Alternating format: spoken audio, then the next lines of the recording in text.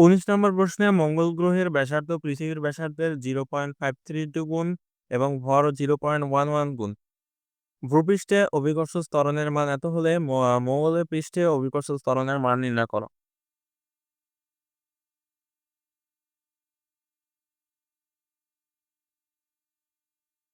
এখানে আমরা এই দুইটাকে ডিভাইড করি GM বাই GE, তাহলে সূত্র অনুযায়ী আমরা হচ্ছে এখানে GM বাই আর এম এর square divided by ME by R E এর স্কয়ার পাবো।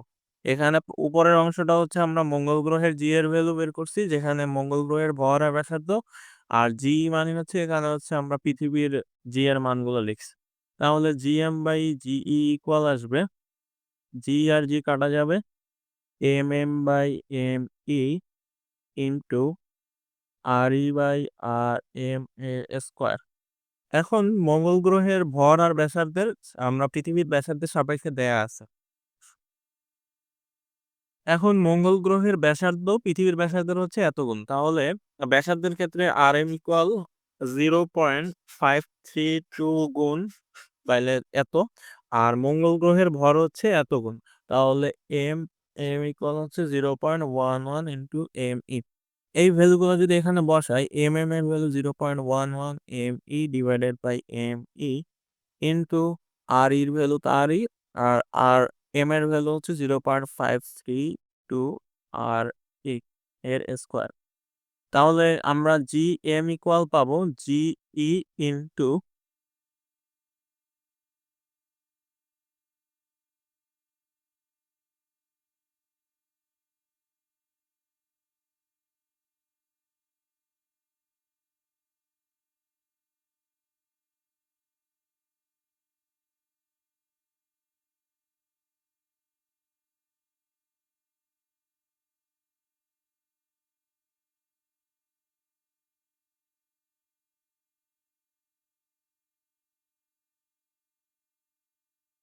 3.80 মিটার পার সেকেন্ড স্কয়ার।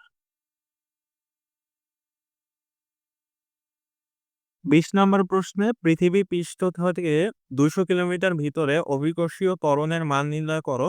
পৃথিবীর ব্যাসার্ধ, তারপর জি এর মান আর পৃথিবীর গড় ঘনত্ব দেয়া আছে। এখন ঘনত্ব থেকে পৃথিবীর যদি আমরা জি এর ভ্যালু বের করতে চাই, প্রথমত আসি জি এর সূত্র কি, জি ইকুয়াল হচ্ছে GM by R square.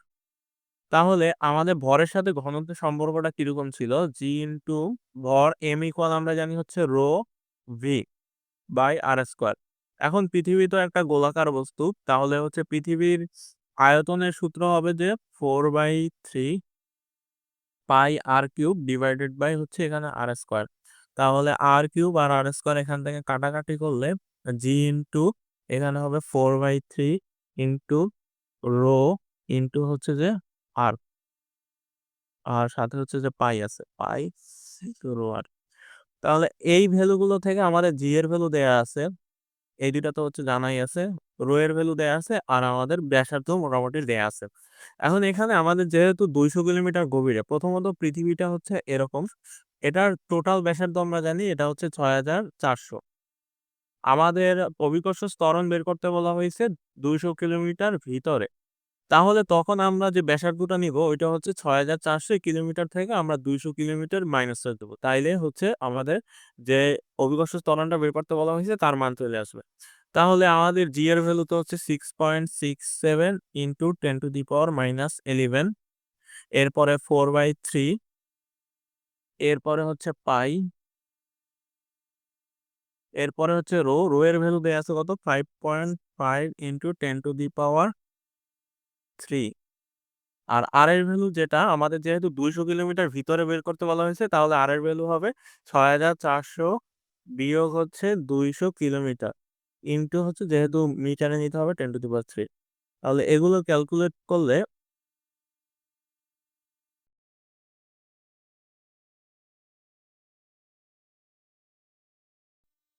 Answer আসতেছে যে 9.527 মিটার পার সেকেন্ড।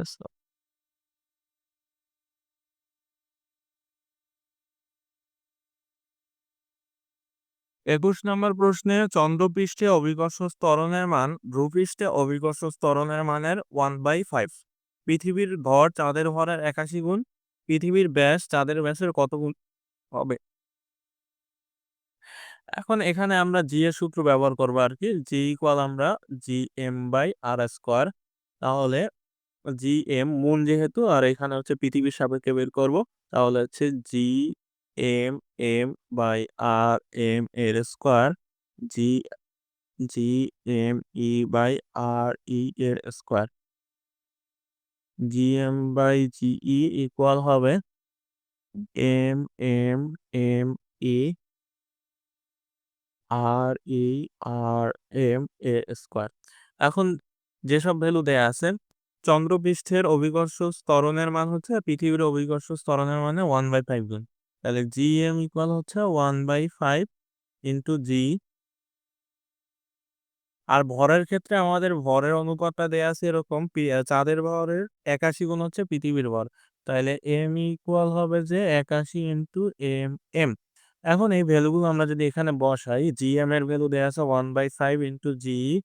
তা এখানে G R M M by M এর ক্ষেত্রে এম এম এর ভ্যালু হচ্ছে এম এম, আর এটা হচ্ছে 81 এম এম ইন্টু হচ্ছে R E by R M এর স্কোয়ার। তাহলে এখানে হচ্ছে আমাদের 1/5 থাকতেছে ইকুয়াল, এখানে এম এম এম এম কাটা 1/81 into R E R M এর স্কোয়ার। 81 এই পাশে গেলে উপরে যাবে 81/5 R E R M R R E by R M equal হবে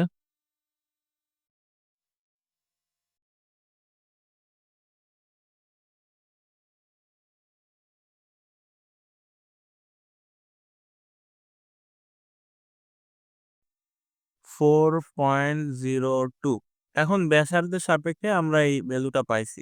তাহলে আমরা যদি এটাকে 2 দিয়ে গুণ দেই, হর এবং লব দুই ক্ষেত্রেই 2 আর এম, তাইলে ওই যে 4.02 থাকবে। এখন এটা আমরা আর কি ব্যাসের অনুপাত পেয়ে গেলাম, D E by D M equal হচ্ছে 4.02।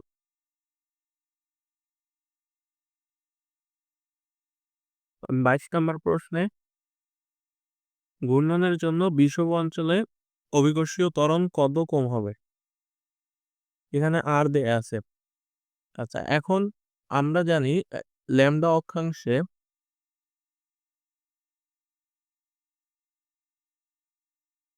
জি এর ভ্যালু বা জি প্রাইম ইকুয়াল হবে জি মাইনাস ওমেগা স্কোয়ার আর কজ স্কোয়ার ল্যামডা।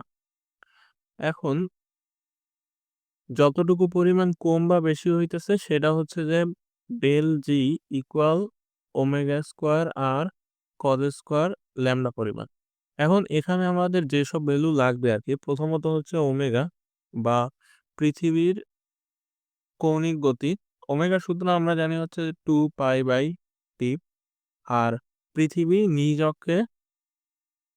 অক্ষের সাপেক্ষে একবার ঘুরে আসে 24 ঘন্টায়, তাহলে 24 ইন্টু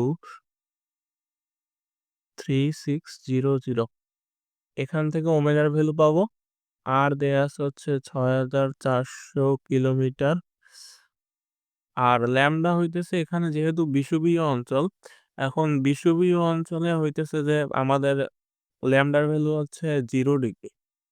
যদি পৃথিবী এরকম হয়, বিষুবীয় অঞ্চল হচ্ছে এখানে, তাহলে এই জায়গাটা হইতেছে 0 ডিগ্রিতে। আর মেরু অঞ্চল হইলে তখন হচ্ছে 90 ডিগ্রি হইতো।